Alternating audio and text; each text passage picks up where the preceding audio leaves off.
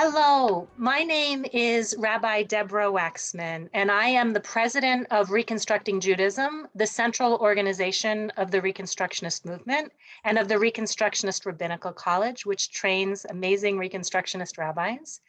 And I am so happy on behalf of my esteemed and beloved colleagues to welcome you all today to the second day of the Big Bold Jewish Climate Fest, and to this panel, to this conversation on rabbinical training and Jewish leadership in an era of climate crisis.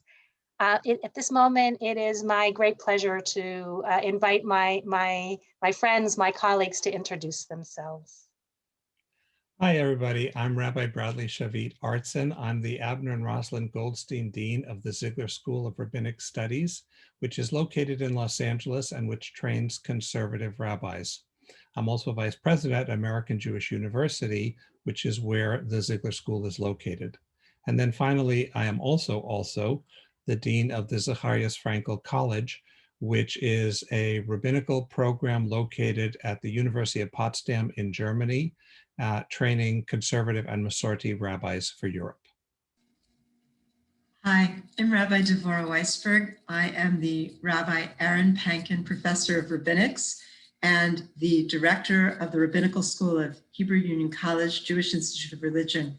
We train Reform rabbis, and we have 4 sites: Los Angeles, Cincinnati, New York, and Jerusalem. And I'm Rabbi Danny Nevins. I'm the Pearl Resnick Dean of the Rabbinical School at the Jewish Theological Seminary, which is on the Upper West Side of Manhattan. I'm also the Dean of the Division of Religious Leadership, which includes our Cantorial School and our Center for Pastoral Education and other programs. And we train clergy for the conservative movement, but also we train clergy from other religions and other denominations of Judaism in pastoral care and in Jewish scholarship.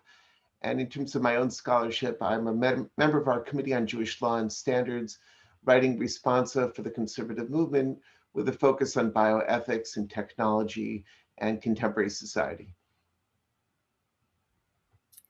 Hi, it's really wonderful to be here. I'm Rabbi Sharon Cohen Anisfeld. I'm the president of Hebrew College in Newton, Massachusetts. We're a pluralistic institute for Jewish learning and leadership, and prepare Jewish leaders, rabbis, cantors, and educators, and also offer a wide array of community education programs for teens and adults and professionals.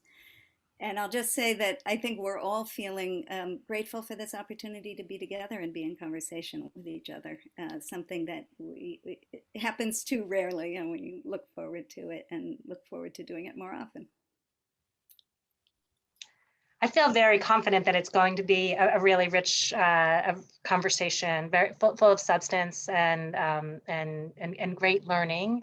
Where we thought we would begin for all of you was for us to reflect a little bit on our own perspectives about a relationship to nature, possibly also theology, how it is from our personal commitments we come to this conversation. We're going to move on into thinking about our institutional roles. We wanted to begin personally in reflection and in conversation with each other. So I'll begin. And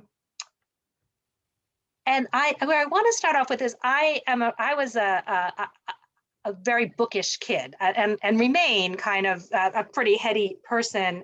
There's a story in my family that the summer I was 8, my parents laid down 2 rules. One was that I could only read 1 book a day, and that I had to go and walk around the block at least once. So I have to say, even as we camped every summer and spent the summers at the beach with my grandmother, I didn't rush to go outside. I wouldn't say that nature was my home, my place. Where I really came to, I would say, like an ecological sensibility really came through my deep engagement with religion, especially in rabbinical school. I mean, I had a lifelong practice of going to synagogue and an attachment to liturgy, and Shabbat was so important. But in rabbinical school, when I was applying to rabbinical school, a question that they asked me at RRC was, what's your experience of God? And I said, at first I said, oh, you're the Reconstructionist. I didn't expect you to ask me that question. And then I said, I experienced God in the faces of my family and my friends. And that immanent sense of the divine, and I later gained additional vocabulary and theological conceptualizations, especially inspired, I think, by Buber and Martin Buber and an I thou sensibility, and that whole notion of mutuality and connection and interdependence and reflecting on what is the unity in the Shema, all that again and again, coming back to that sense of how we are ultimately all interconnected, really led me to understand that it was not only about relationship with humans, but indeed relationship with all creatures, all created, to the cellular level. And so coming from that place, expanding ever outwards, is where I really began to orient toward this understanding of how each and every action that we take as agents in the world have ramifications and responsibilities locally on the most minute level and on the most global level. And with that growing realization came a greater orientation to nature, to the world around me, both in seeing and experiencing and appreciating. That's wonderful. Deborah, can I ask you a follow-up question to that? So how has that morphed in your adult life? So this inside bookish girl, you are Jacob, pure in your tense. Has that changed at all? Or are you still someone whose love of the larger natural world is from the comfort of inside, appreciating that the walls are actually not real, that it's actually all one? I so appreciate that question. You know, when I talk about my bookishness, I often talk about how I'm so grateful that I thought in my 20s when I was choosing between rabbinical school, I thought I was choosing between rabbinical school and the academic. And in the end, I was just sequencing the rabbinical school before the PhD. And I talk about how grateful I am that I went to rabbinical school because it cracked open my heart. And then I talk now about that my work is so much about also integrating somatics in with head and heart and body.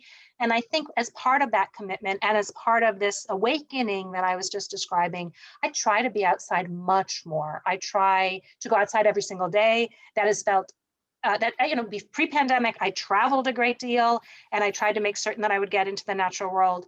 In the pandemic, this is my world, and I try to get outside and to be near water and to listen to the birds. So I do think that even though the tent is my most comfortable place, I know that I am at once bigger and smaller when I get myself outside. It's beautiful. I'd like to shift and tell it as a personal thing. It turns out I just realized while we were talking that I've spent my entire life stalking Dvora Weisberg. So I grew up a couple blocks away from her, and then I moved to New York to study at JTS where she already was. And then I came up to LA where she already was. I've apparently been just following her. It's very creepy. I'm pleased you don't just walk out of the room when you see me. But San Francisco is a place where nature isn't out there. And I'll tell you two stories about that. The first is that when I was a kid, I was very interested in science and I wanted to be a biologist. And I have a very generous dad who talked to some scientists at Script Landing, and they got 2 little octopi. And we set up a saltwater tank in my basement.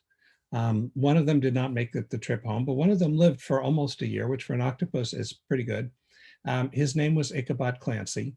And I had an I thou with Ichabod Clancy. Literally, he knew me. And if you know octopi, they turn colors and they gain texture based on their emotions. So you know if an octopus likes you or doesn't. And he would come out of his lair and he would turn all bubbly brown, which was happy to see you, Brad. And if I came in with a friend, he would suddenly turn either white and smooth, which is I'm terrified with this person, who is that? Or he would get bumpy red, which is get that person out of here now. So I never grew up with a boundary between me and the rest of nature. And I want to clarify that. I don't think it's nature versus human. There's only nature. And we humans have the arrogant supposition that we're outside it or an exception to it, but we're not. Second example of that, I was in high school, still wanting to be a biologist, and I took out some college textbooks on animal behavior. And all of them spoke about how we project human emotionality onto animals. And I remember thinking, this PhD scholar has never lived with a dog or a cat. Because if you did, you would know that that's completely ridiculous if you think you have a monopoly on these feelings. We had a long-haired dog and she would get burrs in her hair, and we would take her to the vet and they would give her a buzz cut over her whole body. And then she would run inside and run under my mother's bed and stay there for a week and a half for exactly the same reasons you would if someone gave you an unwanted buzz cut. And now science has moved. Science says, well, where do you think you got those feelings from? So my work in Jewish thought has always been about integrating science and religion and understanding that at a deeper level, they are not in conflict, that there can be, unless you're a Jewish fundamentalist or a scientific fundamentalist, that in fact, the modes of self-correction and inquiry are very much parallel, and both lead to a sense of awe and marvel and wonder, which then get embodied in Jewish practice. Last thought I just share. There's one of my favorite Mishnahs. It's very problematic. It's in Pirkei Avot, the teachings of the sages. The rabbi says that if you are studying Torah and you break off your study to say, how beautiful is this tree, you lose your place in the world to come. And there is an 18th century commentary to it that says the problem is not in appreciating the tree. The problem is thinking that that's breaking away from your Torah study. And that if your Torah study is continuous and includes what a wonderful tree, then you're good. Wow. I'll say that no one has ever said that they'd stalked me before today, so I don't know if I should be nervous or not. As Brad has already told you, I grew up in San Francisco, a few blocks from him. And I've actually lived most of my life in cities, but even in cities, I was exposed to nature. I woke up every morning when I was living at home with the privilege of looking straight out to the ocean. And what really still strikes me to this day is an awareness of the vastness of the ocean when I would look out at it, and the vastness of the sky when we would go camping or when I was at camp, just the sense of this expanse of starry sky and how small I felt and how comfortable I felt feeling small, which always makes me think of the verse, right? Marabu ma'asecha Adonai, right? How great are your works, O God, that surround us. And then I didn't have an octopus, which I think that would have been where my parents would have drawn the line, but I had a parade over my childhood of animals, starting with the goldfish from the Purim Carnival and moving up to the turtles and then to the cats and the dogs. And we had a very shy cat. And I remember sitting in front of the refrigerator. The cat used to hide behind the refrigerator for an hour at a time, hoping that if I was quiet enough and non-threatening enough, that the cat would come out and the cat and I would develop a relationship. The cat rarely came out, but when it did, I was the person that it felt safe with. And then I also began to garden and to get my hands dirty. And I went to a summer camp that was a working ranch and fed animals and took care of animals and, weeded out the tomato patch. So I've always had a nice relationship with nature, although I, like Deborah, lived in my head an awful lot.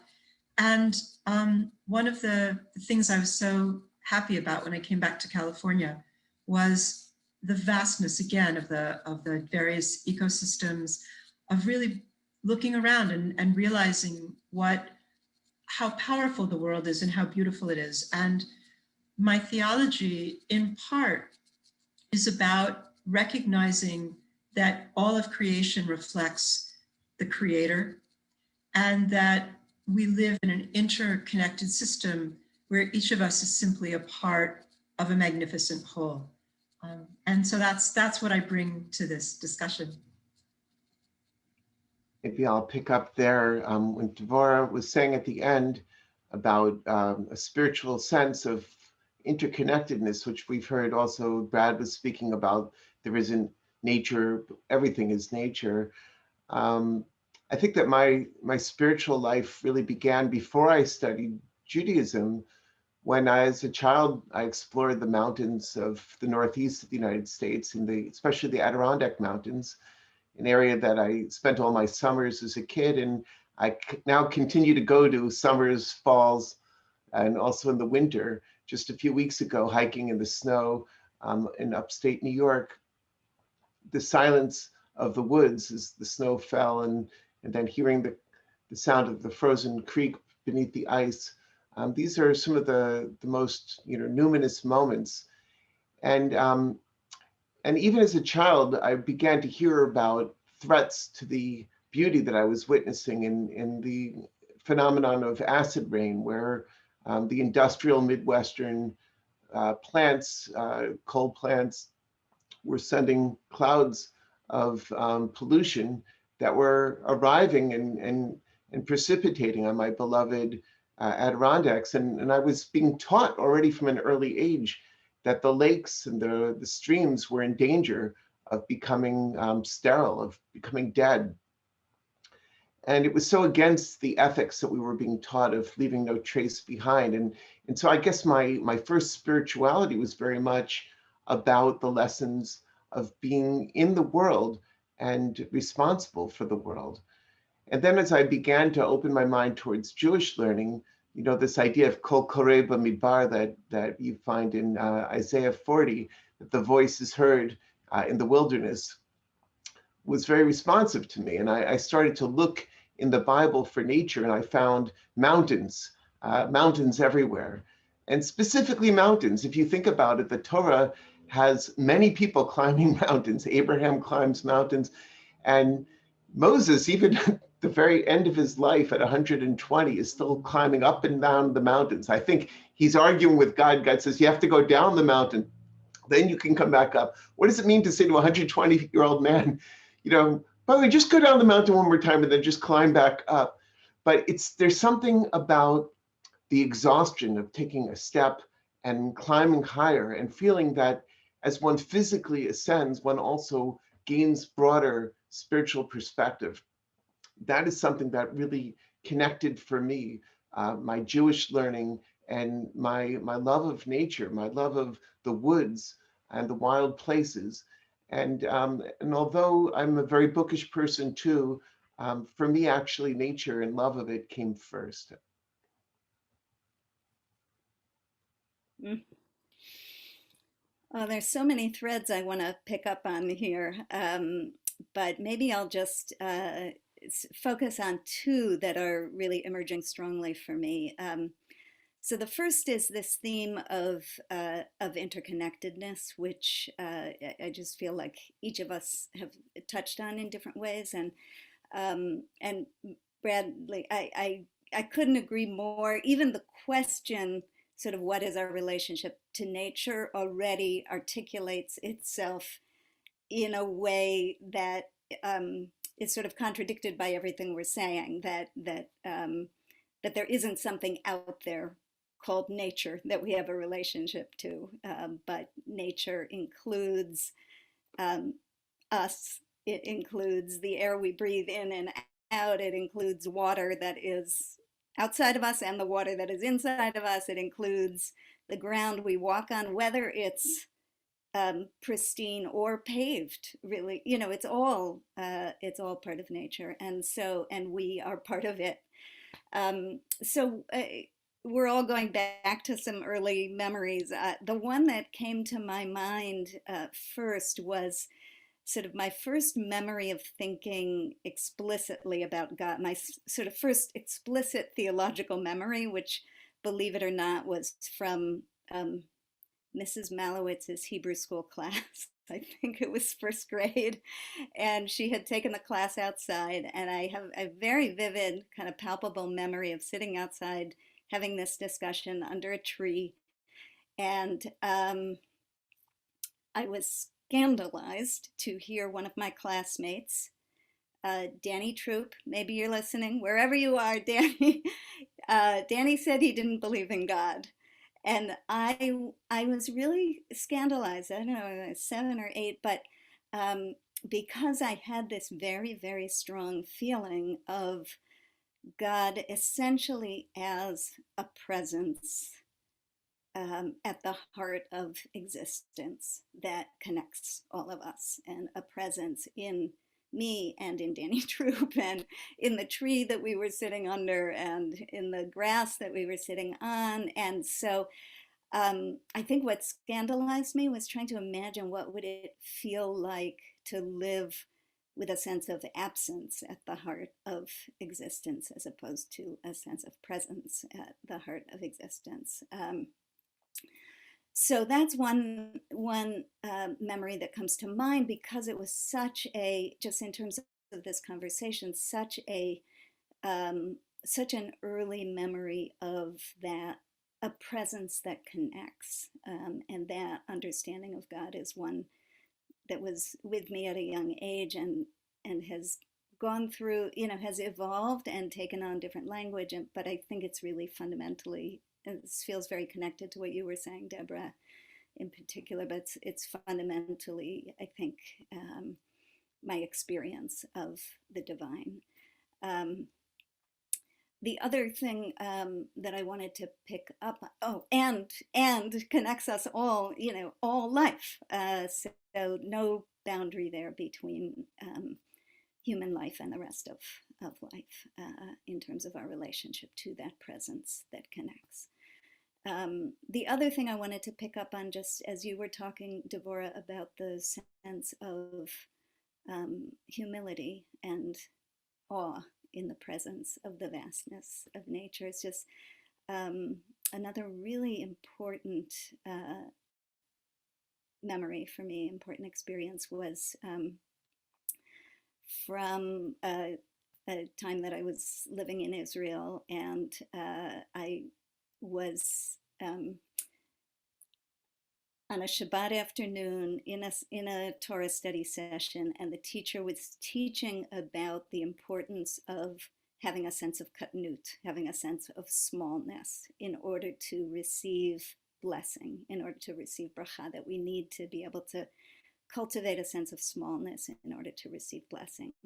And as I was listening to this wonderful teacher teach, I started to cry, and I was listening to him, and I was feeling, I think I feel the opposite, that so often having a sense of smallness gets in the way of my feeling of receiving bracha.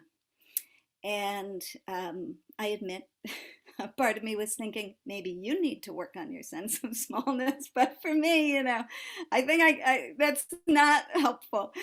Anyway, the next morning, I was with a group, and we happened to be going down to the Negev for several days of camping and hiking in the desert. And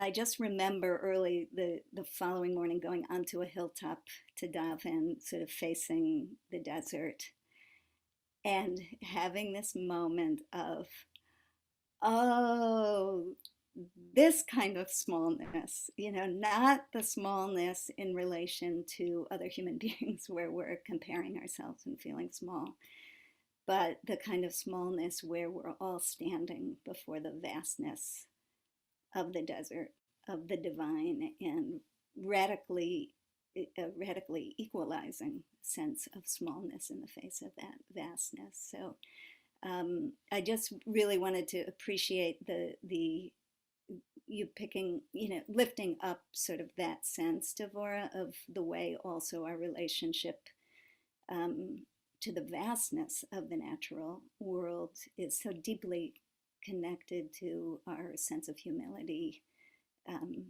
and partialness and part ofness that we feel in relation to the divine. So let me pause there. I don't know if anybody wants to pick up on any, ask any questions, or we can move. We wanted to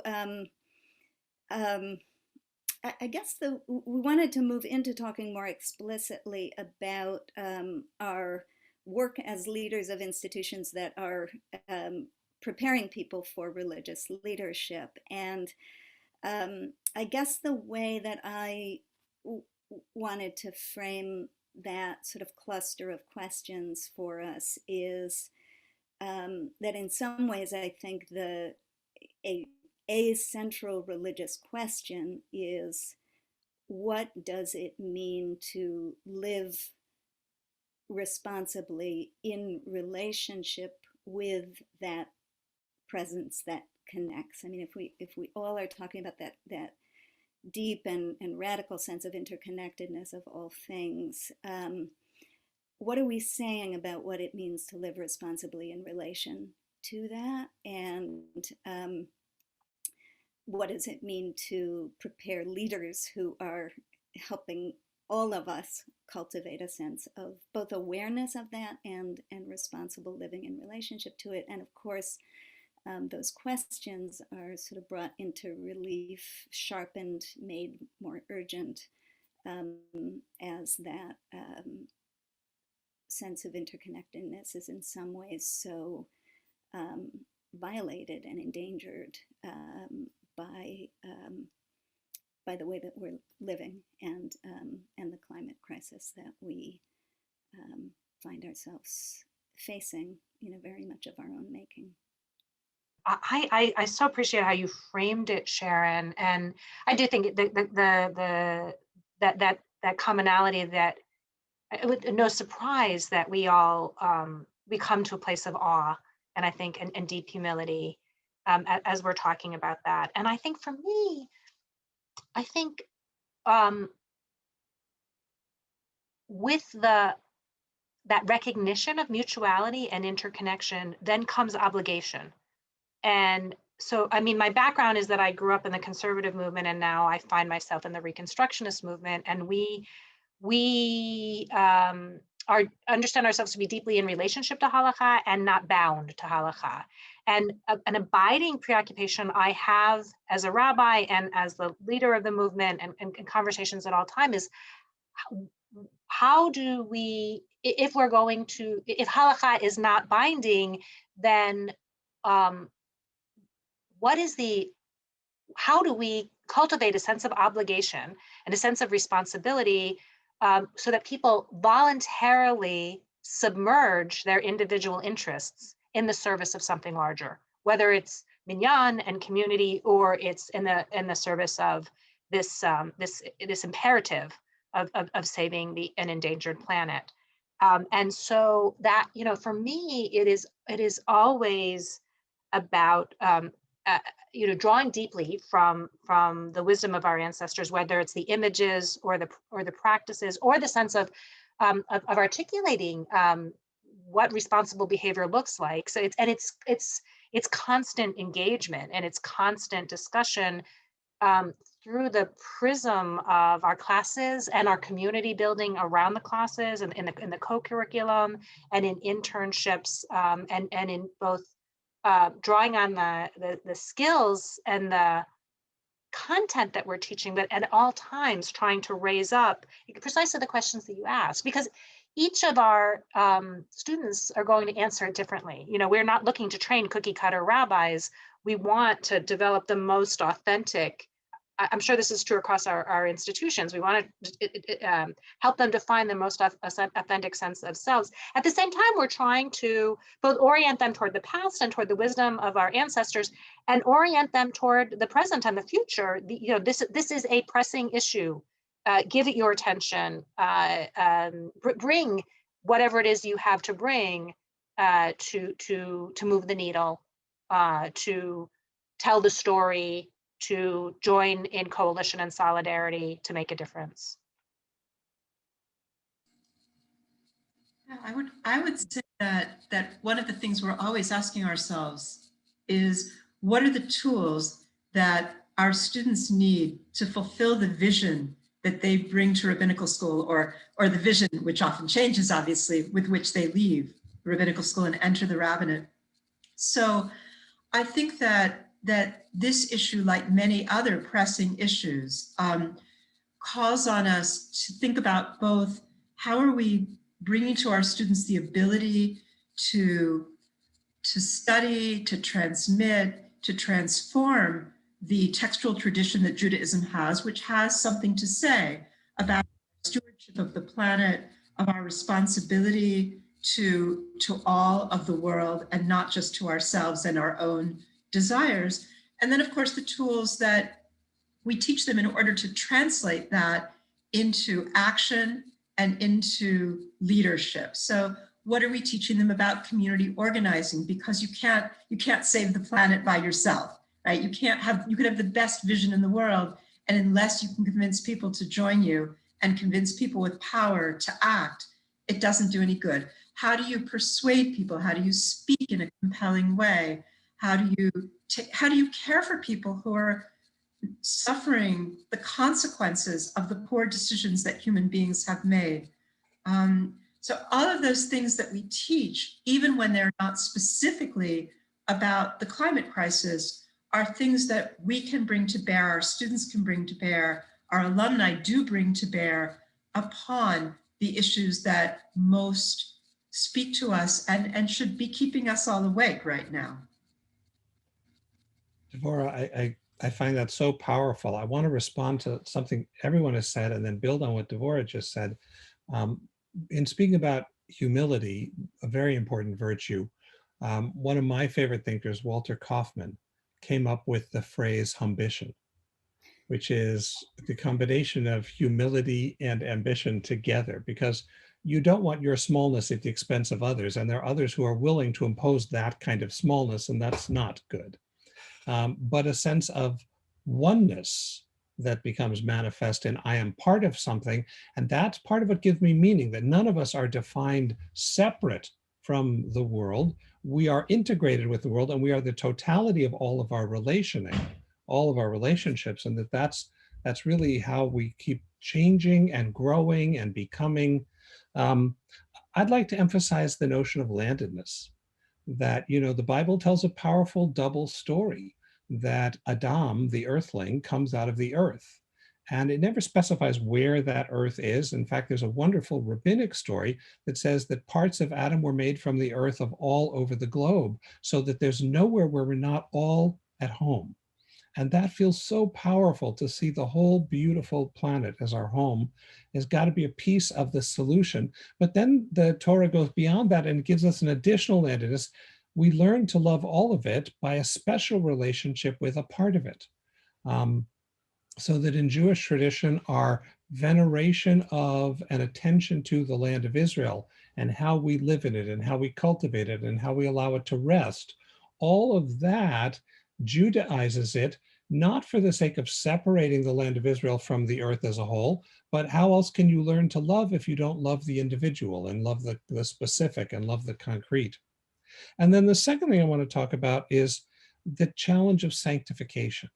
And here I think Judaism actually has practical wisdom that can apply to the issue of climate change, that we're not behaving in a way to put things in the bank so that later we have a reward somewhere else. We are working very hard to manifest the thriving of all things in the here and now. Maimonides, great medieval environmental thinker, talked about how Olam Haba, the world to come, we think of as chronologically after death. But in reality, that's a mistake, he says, because if it's eternity, it's as much now as it is anywhere else. So that it's a mindset, it's a consciousness. And if we can cultivate a consciousness that our religious discipline includes how do we walk responsibly on the earth. Dvora spoke about stewardship. And that's a key concept out of Bereshit and out of Devarim as well, that we are to be stewards of this, of which we are a part. And that has to be a measure of Jewish seriousness, no less than lighting Shabbat candles or other Sabbath observance or other valid ways. As a conservative rabbi, we haven't given up on halacha as an authoritative system yet, at least not officially. And so we continue to struggle with its limitations and emphasize its dynamism and insist that it's the lack of creativity within it that makes it look rigid and brittle. But for me, then, I want to say that it's no less a mitzvah, a commandment of the divine, a matter of, if God is that which invites us to thrive best in the world, then making sure that the world around us is suitable to human thriving, which is really of all thriving, of all interrelationship, then that too becomes part of our Shulchan Aruch, our guide to Jewish religious practice. So if I can build on what you said, Brad, specifically the part about landedness, maybe some of the other parts too, I quite agree, of course, but it's also about a sense of a limitation of title. We don't own the land. And as the Torah says so beautifully, "V'ha'aretz lo timaker letzmitud," don't think you can just sell the land like a property forever. Ki gerim v'toshavim atem imadi, because you're actually like tenant farmers. You're temporary on this earth. And so there is a sense that although we like to think of ourselves as heirs, inheritors of the earth, the truth is that we're only here very temporarily. And that sense of limitation on ownership should also cause us to limit our appetites. And to me, what halakha is really about is it's practical theology. It's living with a sense of God guiding you in the world, which includes having a sense that God is the borei, the creator, and that we are nivra, we are creations, and we don't actually create the world. We can think of ourselves as co-creators in a temporary sense, but actually we are part of the creation.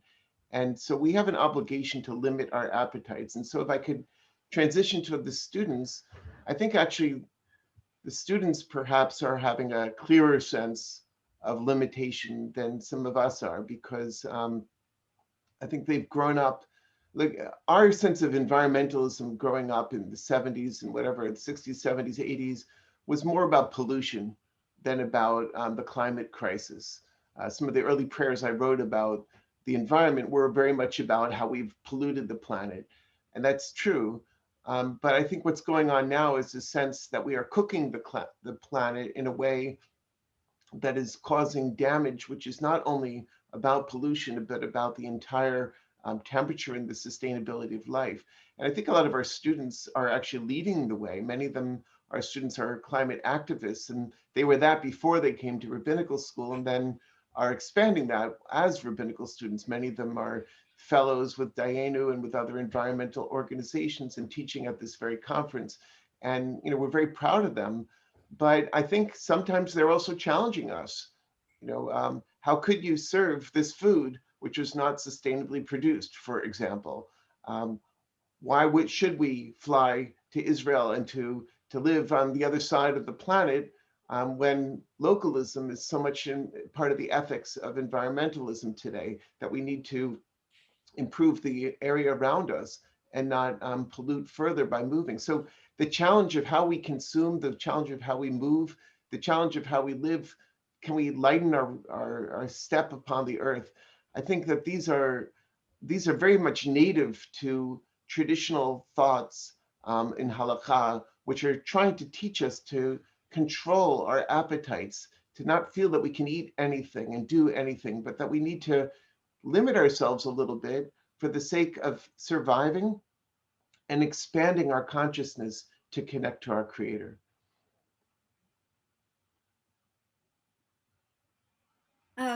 Danny, I'm so glad you said, well, I'm glad you said all of what you said, but I want to zero in on what you said about our students, many of our students leading the way.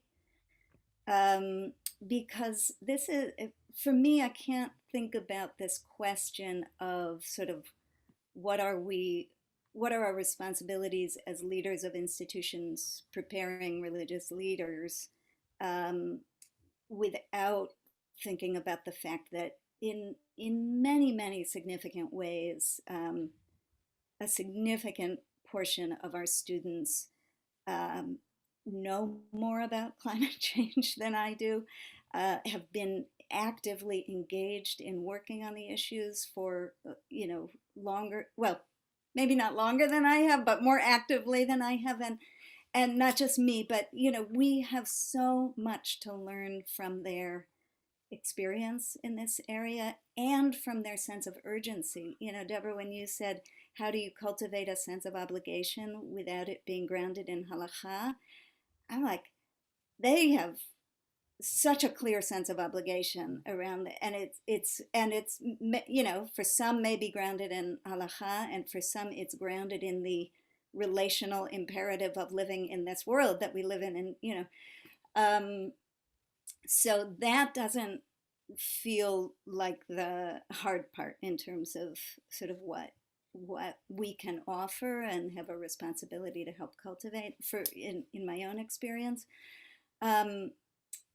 So I guess, part of what I struggle with in this regard is, or think about a lot in this regard is, on the one hand, how do we really, in a very serious way, partner with our students in thinking together about what it means to respond to this moment as Jews, as religious leaders, as human beings, to respond responsibly. And then the other thing that I think about a lot is, what might we have to offer, not so much in terms of what they need to know in this area, but sort of in terms of the midot around leadership, around pastoral work, around these other dimensions of the rabbinate, which are actually, very challenging to reckon with in a time of so much upheaval. And one of my former students, now colleagues, Rabbi Shoshana Friedman, when we were talking about this, she's also very involved in the Big Bold Climate Fest, and she talks about this a lot in terms of not just narrowly climate change, of course, but really, what does it mean to be going into spiritual leadership, religious leadership in a time of such profound upheaval and it's all interconnected upheaval. So I think about what we might have to offer also in terms of midot, like this has to do, I guess, with ambition. Balancing how do you work with and cultivate a sense of agency in the face of so much uncertainty? And for me, a core touchstone text is the words of Mordechai to Esther in the Megillah, Mi yodea im le'et kazot higat lamachut, and for me that Mi yodea. Sharon, translate. Yes. Who knows if it wasn't for just this moment that you achieved this position, that you became queen. And part of what's so important to me about that line is the mi yodea, the who knows, that not this is exactly why you are where you are and what you need to do, but in the face of uncertainty, in the face of fear, just consider the possibility that there's a reason why you are where you are now, and that you have something particular to bring to the situation, to do in this situation that can be redemptive. So I think about that as one area where helping our students step into leadership with that kind of blend of a sense of agency and the capacity to live with uncertainty. Or I would add in also that like the capacity to persuade, because I think that you talked about your students, and we have them as well, they have the sense of obligation, they have the clarity, and it is compelling to me. And we think about that the modality in democracy is one of persuasion, and we see how broken communication is, and how fractured the larger society is. Like how to step into, whether it's the prophetic role, whether it's the priestly role, whether it's the pastoral role, however it is that they can take that sense that is so clear to themselves and enact it not just in the service of activism, but also in the service of widening that circle so that it is a shared sensibility. That seems, all of that seems very alive to me as well. Deborah, I would just add to that, it's so crucial. I'm aware that we are 5 white Jews talking about our relationship to the earth. And one of these my students have helped me to see, and they really brought this to my attention. They were the first ones that talked to me about food deserts in Los Angeles. I didn't know there could be such a thing, but it's become painfully obvious that there are issues of racial injustice involved in environmental issues and in climate change. And there are issues of economic imbalance and injustice, the ways that this climate change stuff is going to hit the poorest and the most marginalized, and frankly, in many communities already has been devastating cancer rates in minority communities that are put near factories that pollute. And so I think recognizing, to go back to what all of us have touched on, which is the interconnectedness of it all, these are not actually discrete and separate issues. These are all interconnected issues. And part of our ambition, which I love the fact that it's coming from all of us. I tell people all the time that I don't have a vision for the Ziegler School, because if I did, it would be imposing it on the students. So my job is to create a tzimtzum, a space where we together can constantly craft an ongoing vision, because the students and what they've brought to the school, some of them have gone on to be Jewish farmers, some of them have gone on to work in food justice issues. All of them come, as do your students, with a strong, strong commitment to fixing the mess that they inherited, and to doing it differently and better, that it's a new beginning, which feels to me so fundamentally Jewishly loyal, that every moment is Machadesh Betuvo Maaseh Bereshit, that every moment is renewing creation. So this is the end of a moment and the beginning of a moment, and how we begin, that's up to us. And we have much to learn from our students, but then our job is to give them the tools to be able to make that work in the broader community and to institutionalize it successfully. And that, I think, we can in our institutions help to accomplish for them. I think another thing that we can be helpful with, I mean, it's true that sometimes our students are in fact our teachers, which is actually one of the great blessings of doing the work we do, right? But I think that, and this came up, when we were talking before as we were planning this session, is that I think we all know that when we were young and had these passionate causes, how hard it was sometimes to see the injustice in the world, to fight back against what we were experiencing. I mean, I know certainly as a young woman in the 70s and 80s at JTS, which was not particularly friendly to young women in that time, that you can really sometimes lose hope. And I know that we've talked about that.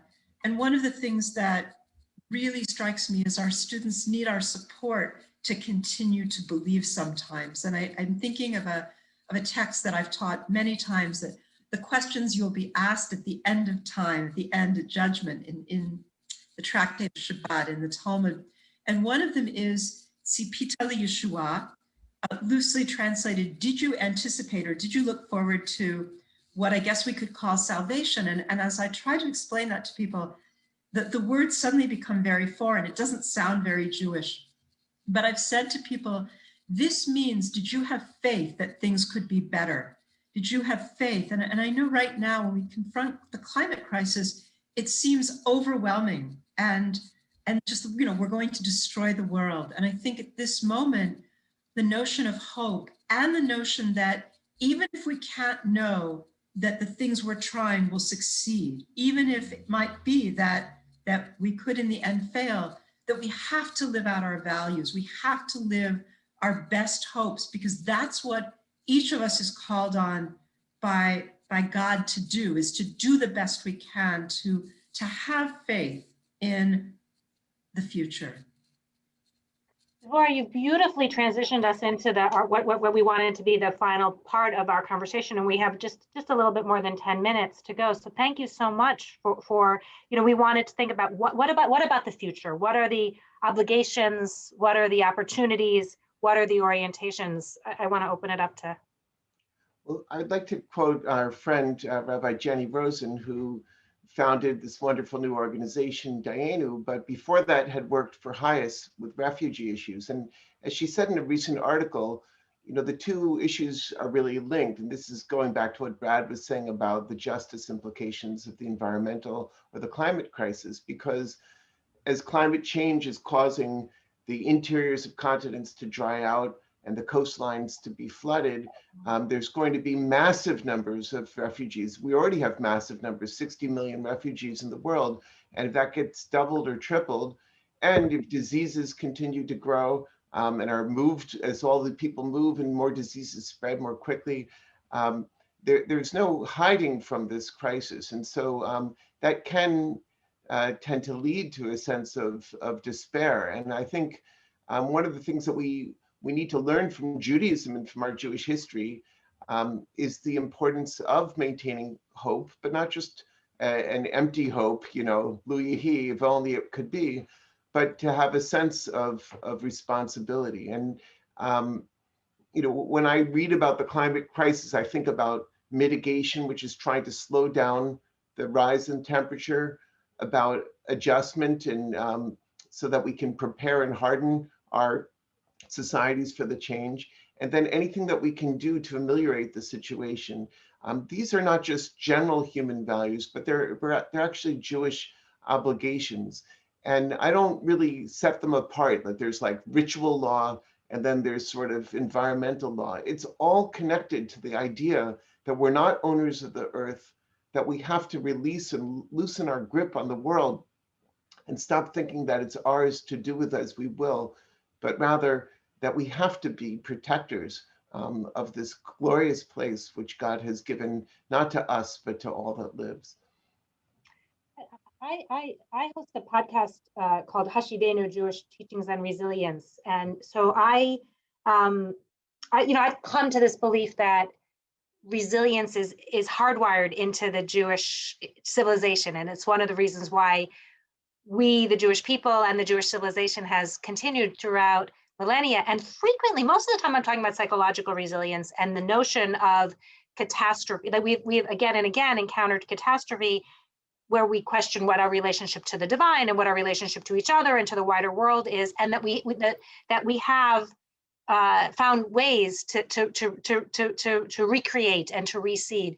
Resilience also has an environmental sensibility as well, and it feels to me like I never want to be Pollyanna-ish about it, but I think about like those. I was visiting a congregation last December and spoke to someone he's working on developing a kind of seaweed that if fed to cows could reduce methane in the environment by 80%, which would be such a radical amelioration. So I just feel like we must act. It's not simply an orientation of like, as you said, Lu Yehi, like, oh, it'll be okay. But at the same time, there's so much we don't know. There's that humility again. There's so much we don't know. Exert ourselves as much as possible to try to bring about these outcomes that we can't even imagine at this moment in time. I want to just jump in on this question of hope, because it just feels so central to everything that we're doing and to what it means to be responding, again, as human beings and as leaders and as Jews to the crisis that we're in. It's really, so first of all, on the, I feel like there's a conversation that goes on in sort of environmental circles, which is, how honest should we be about how completely desperate the situation is? Because if we're really totally honest, then people will be paralyzed, won't be able to act. And so we have to kind of temper it. And then other people feel like, no, we have to be brutally honest, because that's the only way we're going to shock people into acting. And, so I feel that part of my struggle with that way of setting up the conversation is that I don't think, and I live with an environmental scientist, so I have some backup here, there is a not knowing. We don't know exactly how all of this is going to play out and what impact our actions could have for the good, along with the impact for the bad. But I think that for our students, for us in sort of rabbinic religious leadership roles, there's another issue underneath that, for me at least, and this is something that it feels important to me to be in honest conversation with our students about, and with the young people in my life, other young people in my life, which is that I know that I personally sometimes find myself getting angry at actually at the acute despair, like the really, it's just all over, there's no hope. And I realize in myself that brings up anger. And then when I go a little bit deeper beneath the anger, what I find is grief, and so the reason I'm saying that is just because I think the only way through that morass of despair, anger, grief, and back out to hope on the other side is to sort of have the spaciousness with each other to have those honest conversations. And this is where, persuasion, yes, but sometimes also to create spaces where we're not trying to persuade each other, and we're just trying to accompany each other through this, what is really quite a terrifying reality that we're facing. And so the hope feels so critical. I agree with all of you. And I also feel like there's always this, it's like not rushing to hope. When hope feels rushed, it can really create pushback. And so, I feel like non-rushed hope, and maybe hope in the form of questions, like back to that, just consider the possibility that what we're doing now could make a difference. And so anyway. That's so crucial, to be able to not weaponize hope, which it can be. I'd like to talk about something also that can be weaponized and is equally problematic. It hasn't been brought up today, and that is the role of science, which can be weaponized because there are people who are very happy to say, oh, they'll come up with a fix. We'll come up with the magic pellets for the burping cows, and then the problem will go away, so I can continue to live my life without changing anything.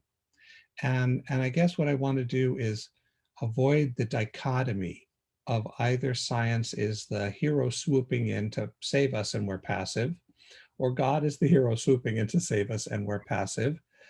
We're all connected and they're all tools, but I want to highlight that I think especially for those Jews who don't believe that everything in our tradition is literally the word of God, we have a particular obligation to maintain scientific literacy.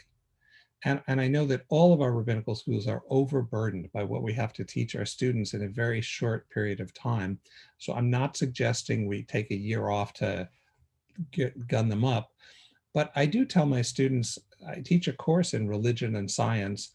I do tell them they should be subscribing to 1 or 2 science magazines, and they should be reading it every month, because particularly those of us who believe that the Torah is an incredible repository of human wisdom, but not the embodiment of every truth about the universe, we do need to arm ourselves. And that then opens us to see science as an ally in this, in the ways of coming up with better food for cows or better approaches, plus a spiritual discipline of, okay, I'm going to use less plastics, I'm going to leave my car aside, that kind of approach. Last words before we move toward closing. Anyone have a last thing that they want to contribute? Well, I'll just offer, as we pause, this conversation is ongoing, but as we pause, I'll offer the in relation to this question of hope, the words that are just reverberating in my own mind and heart through this whole conversation. And those are the words that we heard so beautifully from our poet laureate, from Amanda Gorman last week at the inauguration. These words that she read or really breathed and danced for us. This is from the end of her poem at the inauguration. When day comes, we step out of the shade, aflame and unafraid. The new dawn blooms as we free it, for there is always light, if only we're brave enough to see it, if only we're brave enough to be it. So beautiful. So wonderful, all of you. Thank you so much. Thanks to everybody who's listening. Yeah. Happy Tu B'Shvat. Thank you, everybody. And Thank you. it's very, climate very day. great to be together. Wonderful.